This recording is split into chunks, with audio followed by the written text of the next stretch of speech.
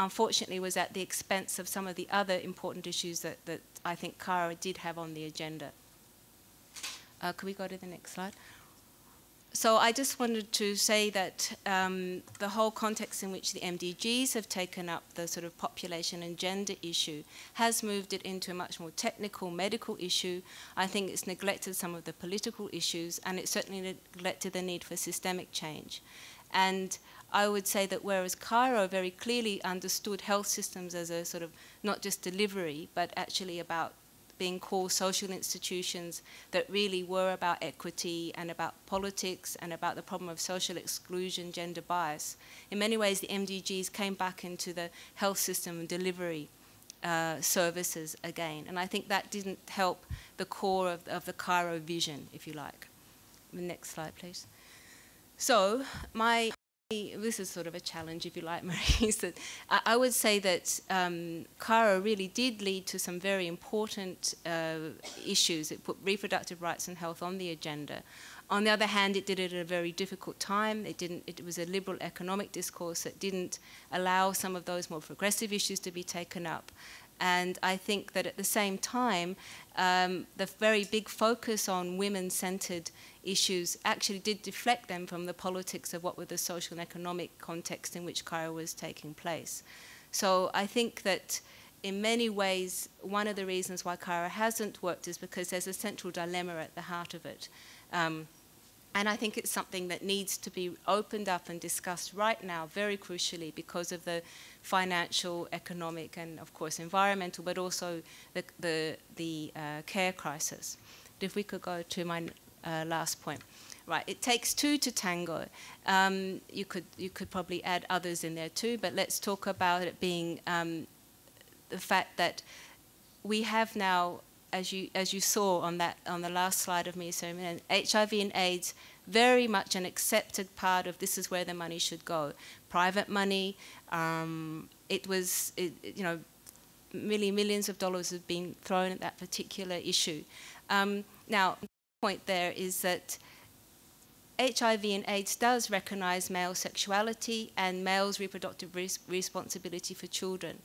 It doesn't recognize males' responsibility for children. It talks about male sexual pleasure, but not about their reproductive responsibility. It's kind of the opposite almost of what Cairo talks about, which is all about women's reproductive responsibility, but you don't hear much about women's sexual pleasure.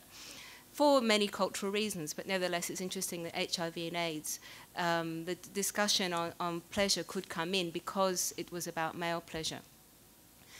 At the same time, reproductive rights and health in many ways is not just a women's issue.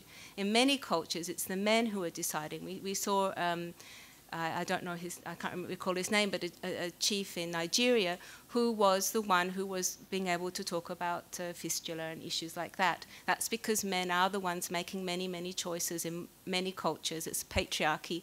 And those are the people, I think, men are the people that need to take up their responsibilities and not just see reproductive right as concerning female bodies and women's rights only.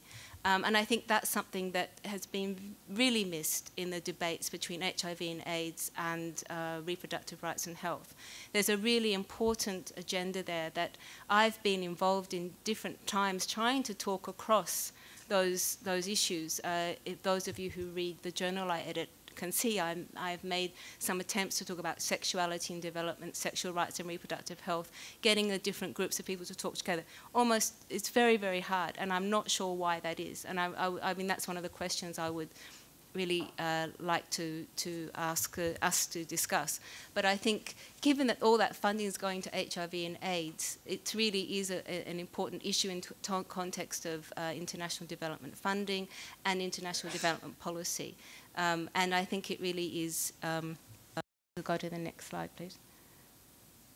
About where are the men, in the sense that it is quite ironic that the reproductive health and population lobby I don't think, but you can come back at me if I'm wrong on this, talk about men's responsibility for fathering children and see them as the providers of children, and often they're legally owning the children. So you have to try to reconstruct parenthood so that women have their rights over their own children. in many contexts that just isn't possible. So I think it's really important that we do deconstruct, and this is perhaps getting a bit more academic, but and in my book I go a lot more into this, is to stop trying to see women's primary sort of relationship to gender and population as their biological and natural link, and rather actually start to think about gender, I mean in this sense really gender, and understand that both men and women biologically are involved in parenting, and try to work out those sorts of issues rather than always focusing on the female body. And I should say, in many ways, we have been with HIV and AIDS focusing on the pleasure side of it, but also maybe talking about, and of course there's all the danger and pleasure side of it, but also there think a little bit about women's pleasure in also having choices about their sexual rights, not only about whether or not they have children. And I would really say I'm still concerned about that population debate when one says that unmet needs. I wonder what sort of unmet needs we're talking about. It's not just about children. What about unmet needs to enjoy your own bodies and your own pleasure? So, thank you. That's it.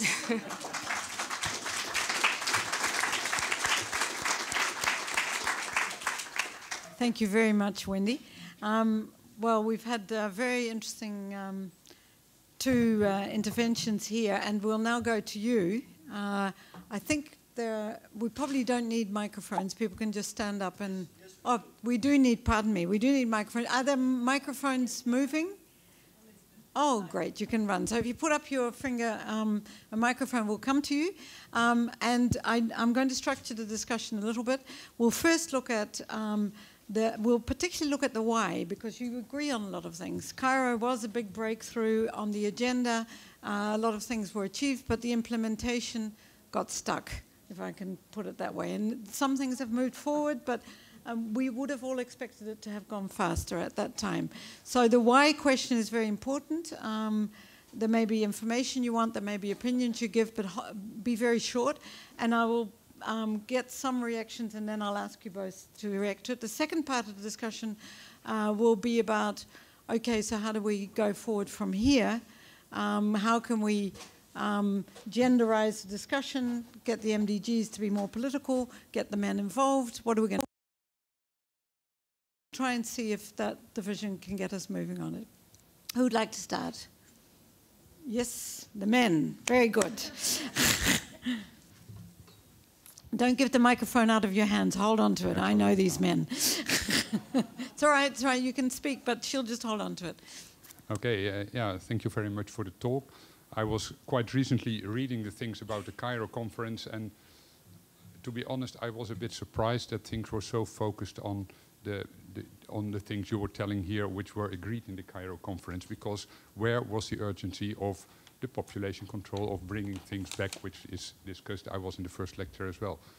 But you told a lot of things about the achievements and the breakthrough which come there, so it was, thank you very much for that. But still, you say in one of your first slides that the thing you told us are cornerstones of population control. And I think what you told is probably a very important one.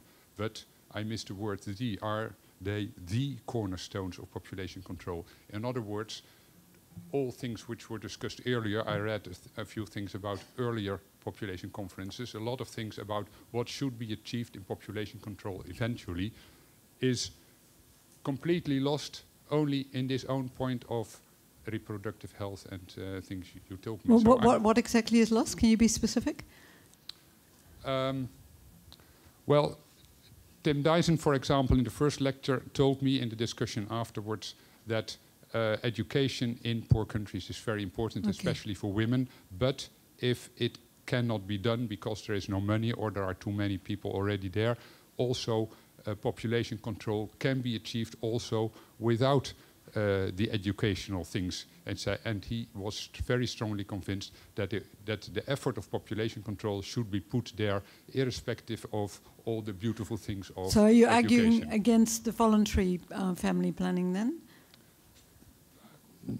I'm just checking. I cannot say that, but I think